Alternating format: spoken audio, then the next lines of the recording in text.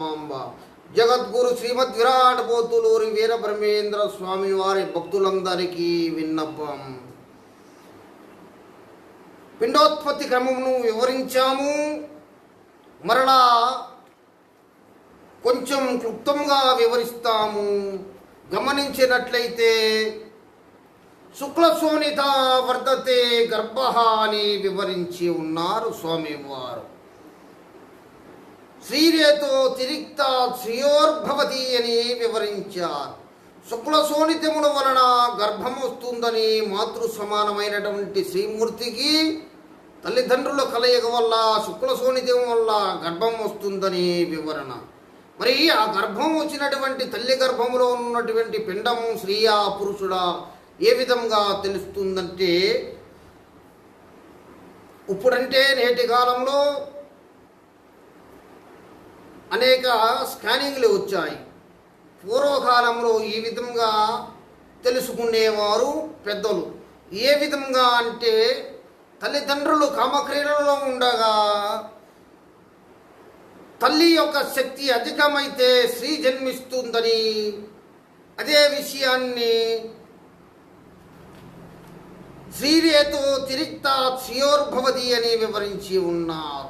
మరి తల్లిదండ్రులు కామక్రీడలలో ఉండగా తండ్రి యొక్క శక్తి అధికమైతే పురుషరేతో తిరిక్త పురుషోర్భవతి అని వివరించి ఉన్నారు. మరి అదే విధంగా తండ్రి యొక్క శక్తి తల్లి యొక్క శక్తి సమానముగా తులతూగిన నాడు, అనగా తల్లి యొక్క శక్తి తండ్రి యొక్క శక్తి తల్లిదండ్రులు కామక్రీడలలో ఉండగా సమానముగా తులతూగిన నాడు ఉభయోర్బీజ తుల్యాం నపుంసకో భవతి అని జగద్గురు వీరబ్రహ్మేంద్ర స్వాములు వారు 11 సంవత్సరముల ప్రాయంలో జగత్తుకి ఉపదేశించినటువంటి పిండోత్పత్తి క్రమంలో వివరించవచ్చు. అదేవిధంగా జగద్గురు వీరబ్రహ్మేంద్ర స్వాముల వారు మానవుడు భుజించినటువంటి అన్నము 3 భాగములుగా ఉంటుందని, కనిపించే భాగం స్థూలమని, దాని మధ్యన ఉండే జిహ్వాకు తెలియ రసము సూక్ష్మమని, దాని యందుండు సత్తువు అణువు అని పిలువబడుతుంది. మానవుడు భుజించే అన్నము నీరు నెయ్యి మొదలైన పదార్థములు సమ్మిళితమై శరీరానికి మదమును ప్రాణమును చేష్ట సంబంధితమును ద్రాఢుణ్యమును కలగచేస్తుంది. వీటిలో మదమతిశయించినప్పుడు పురుషుడికి శుక్లము, స్త్రీకి శోణితము వృద్ధి చెంది ఋతుకాలమునందు భార్యాభర్తలు సంగమము పొందినప్పుడు శుక్ల శోణితములు అధికమైనప్పుడు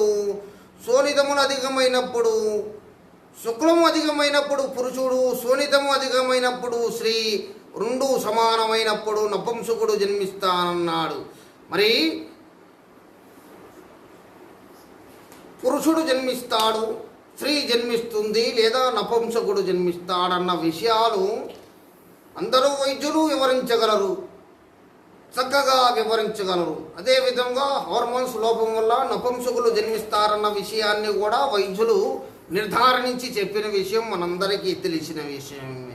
మరి జగద్గురు వీరబ్రహ్మేంద్ర స్వాముల వారి గొప్పతనం, గ్రహించవలసిన గొప్పతనం ఏమిటంటే, గుడ్డివాడు ఏ విధంగా జన్మిస్తాడు, కుంటివాడు ఏ విధంగా జన్మిస్తాడు, మూగవాడు ఏ విధంగా జన్మిస్తాడు, అంగవైకల్యములో పుట్టేవారు ఏ విధంగా జన్మిస్తారు, అది ఉన్నగాక కట్టిక దరిద్రుడు ఏ విధంగా జన్మిస్తాడు, అది ఉన్నగాక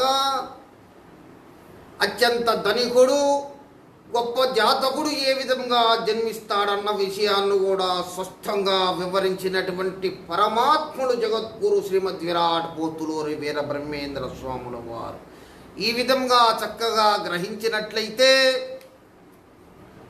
మరి ఈ స్త్రీ యొక్క ఋతుకాలము ఈ విధంగా ఉన్నదండి. ఋతుస్నానమైన స్త్రీ ఋతుస్నానము చేసిన నాటి మొదటి 16 దినాలు ఋతుకాలముగా చెప్పబడుతుంది. ఇందులో 3 పెద్దలు, మహిళలు, భక్తులు అందరూ శ్రద్ధగా ఆలకించినట్లయితే చక్కగా అర్థమవుతుంది. భావితరాల వారికి స్పష్టంగా వివరించేటువంటి శక్తి కలుగుతుంది. ఉదాహరణకి మీ యొక్క కుమార్తెకు వివాహం చేస్తే ఎటువంటి సందర్భంలో ఎటువంటి సమయంలో శోభన ముహూర్తమును ఏర్పాటు చేయాలి అన్నటువంటి సత్యాన్ని గుర్తెరిగి వివరించగలుగుతారు. చక్కగా అర్థం చేసుకోండి, వివరిస్తాను. మొదటి 3-4 దినములు సంగమమునకు నిషేధములుగా వివరించారు స్వామివారు. 4వ దినం నాడు రతి సలిపిన వారు ఇందాక చెప్పుకున్నట్లుగానే అంగవైకల్యముతో కుంటివారు, గుడ్డివారు, మోగవారు, చెమిటివారు లేదా కాళ్ళు చేతులు వంకరలుగా ఉండి అంగవైకల్యముతో జన్మించేటి వారు జన్మిస్తారని వివరణ. అదేవిధంగా 4వ దినము నాడు రతి సలిపిన వారు, పిచ్చివారు, అపరశుద్ధులు, శాస్త్రహీనులు జన్మిస్తారట. తల్లిదండ్రులను దూషించేవారు అనేక దినపత్రికలలో చూస్తూ ఉన్నాం. కన్న తల్లిపై ఇటుకురాళ్లతో దాడి చేసినటువంటి ఘనమైన సుపుత్రుడని, కన్న తండ్రిని ఇంటి నుంచి గంటివేసినటువంటి ఘనమైన పుత్రికలని మనం అనేక దినపత్రికలలో చూస్తూ ఉంటాం. అటువంటి గుణహీనులు జన్మిస్తారన్నమాట. మరి అదేవిధంగా అపరశుద్రులు, శాస్త్రహీనులు జన్మిస్తారు.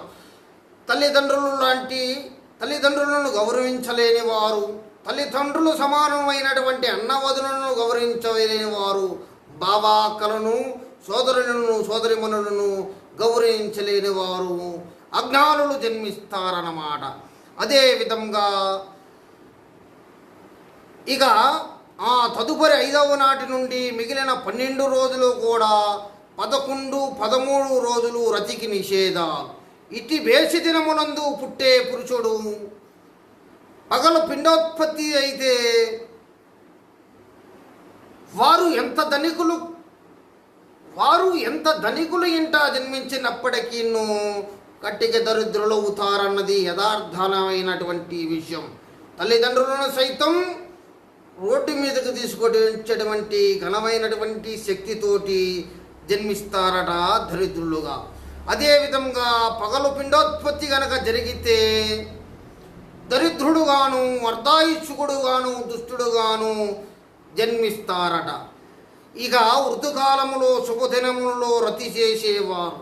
ఉదాహరణకి గమనించినట్లయితే వివాహమై 25 సంవత్సరములు గడుస్తుంది, 30 సంవత్సరములు గడుస్తుంది. నాయన పుట్టుగుడ్రాలం అయిపోయి ఉన్నాం, ఇంతవట్టికి బిడ్డలు లేరు. నాయన చెట్టుకు, గుట్టకు, పుట్టకు తిరిగి తిరిగి తిరిగి తిరిగి అనేక గురువులను ఆశ్రయించి అలసిపోయి ఉన్నామన్న వారికి ఇది ఒక శుభవార్తగా భావించి చక్కగా ఆలకించినట్లయితే చక్కటి సంతానాన్ని పొందగలుగుతారు. ఇక ముఖ్యమైన విషయం ఏమిటంటే ఋతుకాలములో శుభదినములలో మంచి ముహూర్తమును చూసుకొని రతి చేయవారు మంచి ఆహార పదార్థములను భుజిస్తూ దేవతలను, గురువులను పూజించి పుత్రకామేష్టి యాగమునందు చెప్పబడినటువంటి క్రతువుల ప్రకారం కొన్ని క్రతువులను చేసి సంగమించిన ఎడల వారికి యోగ్యమైనటువంటి సంతానము కలుగుతుంది. యోగ్యమైన సంతానం అంటే ఆకలితో అలమటించిపోయే వారికి తన కడుపులో తీసి పెట్టగలిగేటువంటి గుణశీలులు. ఉదాహరణకి పేదరికంతో లాడిపోతున్నటువంటి కుటుంబాలను చూస్తూ కూడా హేళన చేసేటువంటి వారు ఉన్నటువంటి ఈ లోకంలో వారికి కలిగినటువంటి ధనములో కొంత ధనాన్ని సహాయం చేసేటువంటి గుణం కలిగిన వారు, లేదా పూర్తిగా వారిని దత్తత తీసుకొని వారి కుటుంబాల క్షేమస్థైర్యాలను చూసేవారు. చక్కగా వివరించాలంటే గొప్ప గొప్ప నాయకులు, గొప్ప గొప్ప మార్గదర్శకులు, అదేవిధంగా ఒక 10 మందికి పట్టెడు అన్నం పెట్టగలిగేటువంటి జ్ఞానులు, శక్తి సంపన్నులు.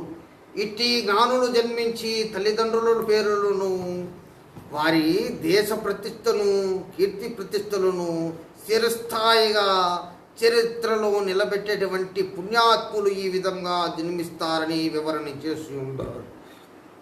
వీరబ్రహ్మేంద్ర స్వాముల వారి కాలజ్ఞానం వివరించటం సామాన్యుల వల్ల కాదు. ఇది జగద్గురు శ్రీమద్ విరాట్ పోతులూరి వీరబ్రహ్మేంద్ర స్వాముల వారు 11 సంవత్సరముల వయసులో తన పెంపుడు తల్లి అయినటువంటి వీరపాపమాంబకి వివరించినటువంటి పిండోత్పత్తి క్రమంలో దాగి ఉన్నది.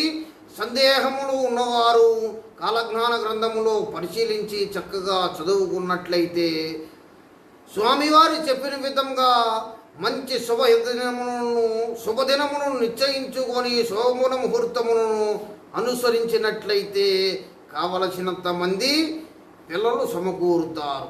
జగద్గురు వీరబ్రహ్మేంద్ర స్వాముల వారు ఎన్నో వివరాలను జగతికి ఉపదేశించి ఉన్నారు. అదేవిధంగా ఇట్టి విషయాలన్నీ విన్నటువంటి వీరపాపమాంబకి, అమ్మా నేను ఇక వెళ్ళి వస్తాను తల్లి, దేశయాటన చేయాలి, సెలవు ఇప్పించమని అనగా తల్లి 2 చేతులు జోడించి, పరమాత్మ మీకు నేను సెలవు ఇప్పించేటంతట దానినా నేటి వరకు నా బిడ్డవనుకున్నాను నాయనా. కాదు కాదు తండ్రి, నీవు జగద్గురుదేవులు, నేటి నుంచి జగద్గురుదేవులై వర్ధిల్లమని ఆశీర్వదించి పంపించింది ఆ తల్లి వీరపాపమాంబ. జగద్గురు వీరబ్రహ్మేంద్ర స్వామి వారి భక్తులందరికీ సంపూర్ణ కరుణా కటాక్ష ప్రాప్తిరస్తు. మనోవాంఛా ఫల సిద్ధి.